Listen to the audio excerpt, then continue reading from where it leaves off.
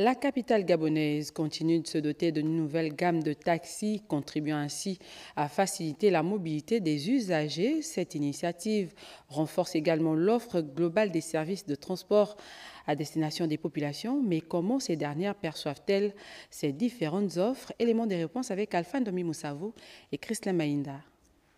Dans la capitale gabonaise, l'intense circulation donne le ton d'une vie urbaine bouillonnante. Au cœur de cette effervescence, les taximens, figures incontournables du transport en commun, évoluent dans un environnement aussi concurrentiel que solidaire. Entre entente et rivalité, ils jonglent avec les réalités d'une cohabitation parfois complexe sur les routes de Libreville. Entre nous et nos collègues, disons les taxis classiques, on essaie de multiplier un peu de solidarité entre nous pour ne pas que ça nous affecte pendant nos heures de travail. Quand Taxi Gab sont arrivés, et on a travaillé ensemble, et tout ça passe bien avec eux.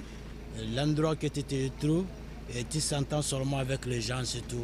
Pour les passagers, le choix du taxi répond autant à des considérations économiques qu'à une recherche de praticité. On se sent plus à l'aise et puis bon, il y a la clim aussi. Donc du coup, lorsque l'on a à se déplacer sous un grand soleil comme ça, je préfère toujours prendre des taxis Gab, quoi. Je préfère les bus parce que le coût il est moins cher. En principe, taxi Gab, parce que c'est climatisé. Et malheureusement, pour la circonstance, je vais prendre le taxi-bus. À Libreville, comme dans les autres villes du pays, les taxis doivent désormais partager la route. Et dans cette dynamique, l'esprit d'équipe reste le meilleur itinéraire vers une circulation apaisée. Nous l'avons également annoncé en titre. La problématique du coût du transport est toujours d'actualité dans le Grand Libreville, et ce malgré la réhabilitation des voies. Les nombreux automobilistes n'hésitent pas à augmenter le tarif sur les trajets et faire de la surcharge, une attitude qui inquiète les usagers. Le constat de Doris Kozunkulu et Christine Maïnda. L'aménagement des voies secondaires dans le Grand Libreville a suscité espoir et joie auprès de nombreux usagers.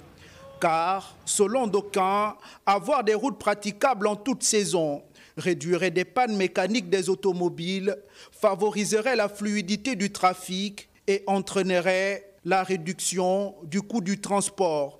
Ici, au quartier dit derrière l'école normale, malgré la réhabilitation de certaines infrastructures routières, le trafic reste élevé. Avec la route arrangée, le transport était, on sait, 100 francs, 100 francs. Hein.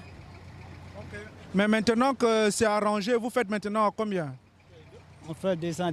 On est reparti à 5 passagers par taxi avec un tarif de 200 francs par personne. Quand certains maintiennent le coût du transport, d'autres par contre n'hésitent pas à surcharger leur véhicule. Nous sommes serrés. On est obligé de faire avec, ce sont eux qui nous imposent. On va obligé de partir à la maison. Donc nous sommes obligés de monter 4x4.